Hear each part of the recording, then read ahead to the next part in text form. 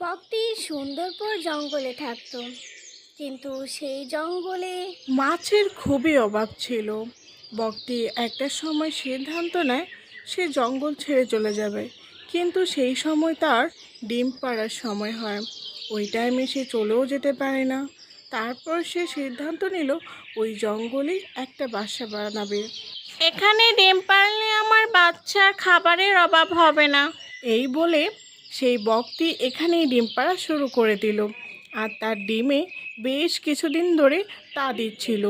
তারপরে সেই ডিম থেকে আস্তে আস্তে করে অনেকগুলো ছানা হলো। সেই ছানাগুলো নিয়ে সে বেশ সুখেই ছিল, কিন্তু তার মাথায় হঠাৎ একটা চিন্তা চলে আসে।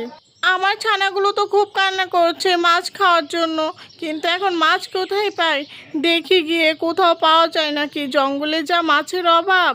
এই কথা বলে সে রওনা দিল, কিন্তু কোথায় রওনা দিল? কারণ এই জঙ্গলে তো একটাই নদী, আর সেই নদীতে তো মাছের খুব অভাব। তাও সে এক মাথা চিন্তা নিয়ে সে ঘুরে বেড়াচ্ছে কোথায় পাওয়া যায় একটা নদী। তারপর অবশেষে দূর প্রান্তে একটা নদী পেল। সেই নদীতে বেশ কয়েকটা মাছ ছিল। সে কি করলো, সেখান থেকে অনেকগুলো মাছ নিয়ে একটা ঝুড়িতে করে নিয়ে গেল ছানাগুলোর জন্য। আর তার ছানাগুলো অপেক্ষা করছিল তার মা কখন নিয়ে আসবে তাদের জন্য খাবার। আর তার মা সেই মতো খাবারও নিয়ে আসে। সেই মাছ খেয়ে ছানাগুলো বেশ বড় হচ্ছিল, আর তারা খুব সুখেই ছিল। দুঃখ ফুরালো বগের।